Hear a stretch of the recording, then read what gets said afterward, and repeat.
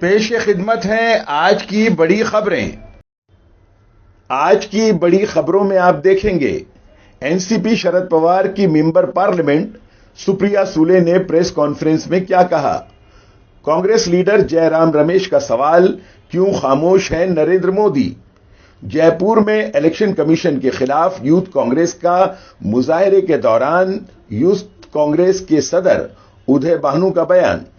BJP में मुसलमानों का चेहरा मुख्तार अब्बास नकवी ने बिहार में हल्फ बर्दारी की तकरीब के बाद अपोजिशन को लताड़ा। कांग्रेस लीडर पवन खेरा ने नीतीश कुमार को आगाह किया। बिहार में नई काबीना में हल्फ लेने के बाद डिप्टी चीफ मिनिस्टर सम्राट चौधरी ने कहा, यह बिहार वालों की जीत है। Samajwadi party Mumbai municipal corporation election में 150 सीटों पर लड़ेगी। महाराष्ट्र स्टेट उर्दू साहित्य अकेडमी के सदर के लिए तहनीती तकरीब। महाराष्ट्र के deputy chief minister Eknath Shinde ने बिहार का चीफ मिनिस्टर बनने पर नीतीश कुमार को मुबारकबाद दी। देखिए, एक सशक्त लोकतंत्र में हर एक को खत लिखने का अधिकार है।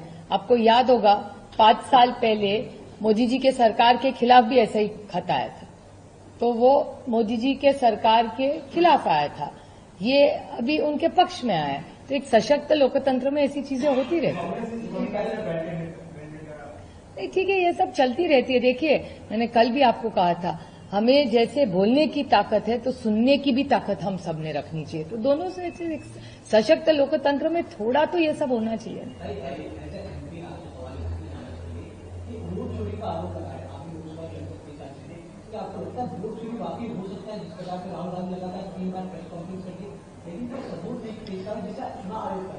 नहीं, देखिए, आपके सारे चैनल ने जो आरोप किए हैं वोट चोरी के मामले में, वो तो आप ही ने जाके कंफर्म किए, हमने तो आपको नहीं लेके गए।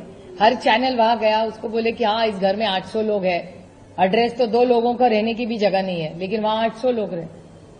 तो वोट चोरी का तो इतना आपने भी पूरा चेक किया है ना, तो दाल में कुछ तो काला है, लेकिन क्या एग्जैक्टली है, कैसे आगे कैसे जाना है। और मेरे ख्याल से मैंने खुद भोगा है इलेक्शन कमीशन में, मैं जितने बार गई हूं शायद कोई नहीं गया होगा।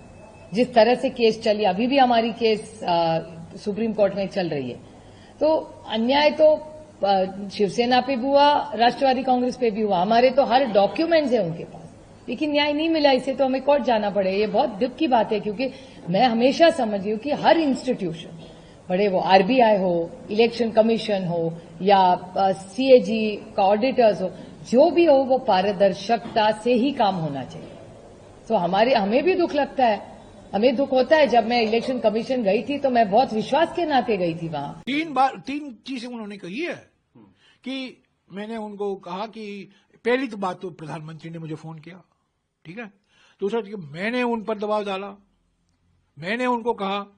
और तीसरी बार क्या कहा, तीसरी बार वो क्या कहते हैं, तीसरी बात ये कह रहे हैं कि मैंने उनको कहा, अगर आप युद्ध नहीं रोकोगे, ऑपरेशन सिंदूर को नहीं रोकोगे, आपके ऊपर 300-350% टैरिफ लग सकता है।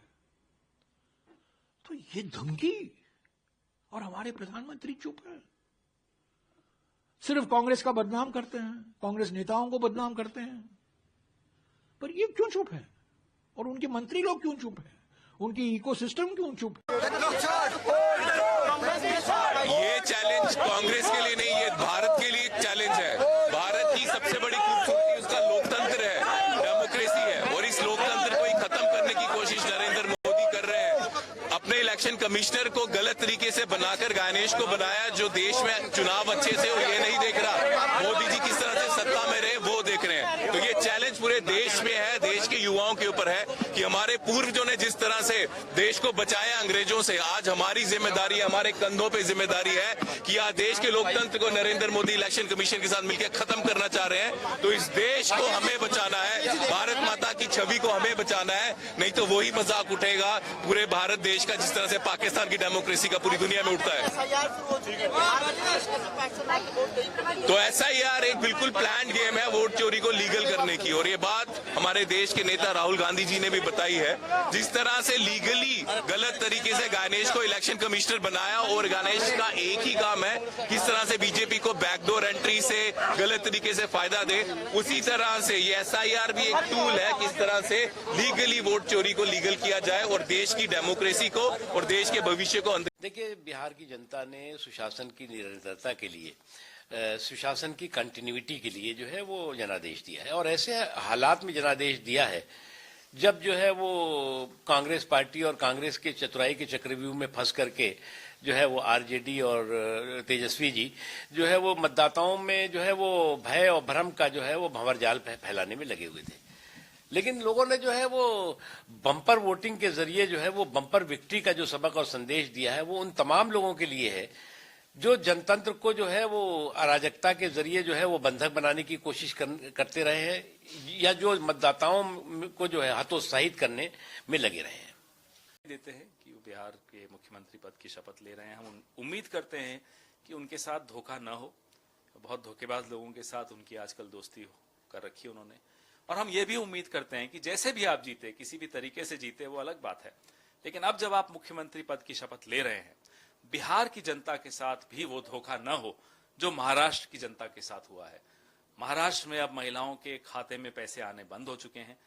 कम से कम बिहार के लोगों के साथ ये न हो। बिहार के जनता की जीत है, बिहार के लोकतंत्र की जीत है, और बिहार में जो एनडीए के लोगों ने मेहनत किया, आदरणीय प्रधानमंत्री नरेंद्र मोदी जी की जीत है, नीतीश कुमार जी की जीत है, और सभी एनडीए के साथियों की जीत है। और बिहार के सबसे मजबूत कार्यकर्ताओं ने जिस तरह मेहनत किया, बिहार में लोकतंत्र स्थापित किया, गुंडा राज आने नहीं दिया, गुंडागर्दी नहीं चले बिहार में, इसके साथ जनता ने वोट किया। और मैं विशेष तौर पर बिहार की महिलाओं को धन्यवाद देता हूं जिन्होंने लोकतंत्र में बढ़ चढ़कर बिहार में मतदान करने का काम किया।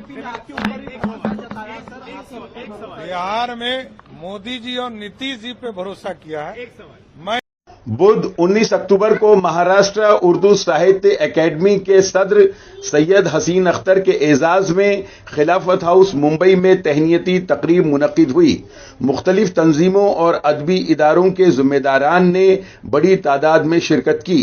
तकरीब की सरपरस्ती सरफराज आरजू ने और खुर्शीद सिद्दीकी ने सदारत और फरीद अहमद खान ने निजामत की। साहिब एजाज सैयद हसीन अख्तर ने अपने खिताब में उर्दू ज़बान व अदब के फ़रोग़ के लिए अपने अज़ाइम का इजहार किया और तमाम मशवरों और तजावीज़ पर संजीदगी से अमल करने का यकीन दिलाया।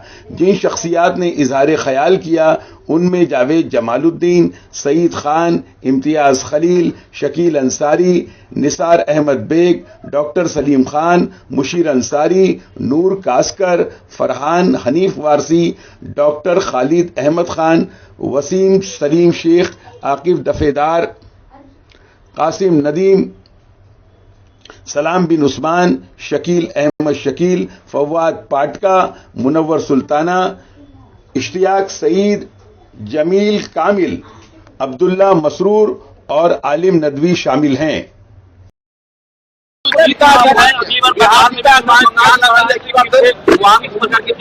बिहार के जनता को धन्यवाद देता हूं मैं कि बिहार की जनता ने आदरणीय प्रधानमंत्री नरेंद्र मोदी जी के ऊपर विश्वास जताया, भरोसा जताया, और मुख्यमंत्री नीतीश कुमार जी ने जो काम किया है उस पर भी मोहर लगा दी है और जंगल राज को नकारा है, विकास राज को स्वीकारा है।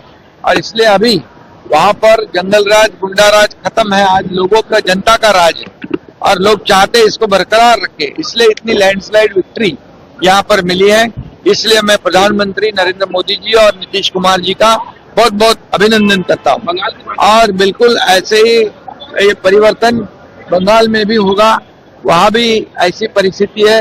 लोग जनता का राज चाहते हैं और डेवलपमेंट चाहते हैं, विकास चाहते हैं, और जो प्रधानमंत्री नरेंद्र मोदी जी ही कर सकते हैं देश का विकास, वो कर रहे हैं, देश को आगे बढ़ा रहे हैं। और इसलिए नरेंद्र मोदी जी के ऊपर भरोसा रखकर बंगाल में भी ऐसे परिवर्तन हो। महाराष्ट्र में लड़ने वाले हैं हम लोग हैं, अभी हम सीट का कैसे होता है, हम फॉर्म भर रहे हैं, लोग अपना फॉर्म भरेंगे, उसके बाद इंटरव्यूज होंगे। हमारा एक जो है कमेटी बन रही है, पार्लियामेंट्री बोर्ड है, वो इंटरव्यू लेगा, उसके बाद डिसाइड करेंगे हम लोग। लेकिन तकरीबन 150 सीट यहाँ लड़ेंगे और बाकी सारे महानगर में समाजवादी पार्टी सीट लड़ेगी।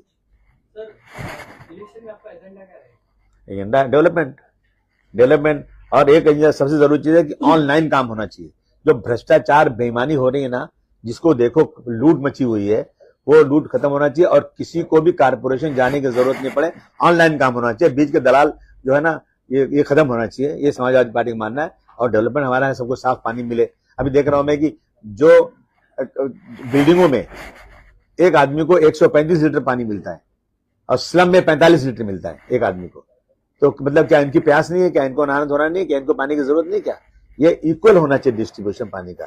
और पानी की पाइपें सब खराब हैं, लोगों को उसके अंदर जो है ना सब गटर आ जाता है, गंदगी आ जाती है, सारी पाइपलाइन खत्म होना चाहिए। मुंबई की ट्रैफिक पे ध्यान देना चाहिए, एजुकेशन में बहुत बदलाव। मुंबई के जो इलेक्शन है, म्युनिसिपल कॉर्पोरेशन के जो इलेक्शन है, ये ईवीएम से नहीं बैलेट बॉक्स से होना चाहिए। नहीं, ये अपोजिशन पार्टियां सब मिलकर बात करेंगे कि अगर सब मिलकर आवाज उठाएंगे ताकत के साथ तो जरूर ईवीएम हटेगा, उस पर होगा। लेकिन सबसे बात करते हैं, कोई इकट्ठा होकर के इस पे एक्शन लेने की बात नहीं करता है। सारी अपोजिशन पार्टियों को, चाहे अलायंस हो या ना हो, मिल करके साथ बैठ करके ईवीएम हो या जो भी इलेक्शन कमीशन की तरफ से जो नाम गलत डाले जा रहे हैं, जो नाम काटे जा रहे हैं, इसके ऊपर एक बहुत अच्छी।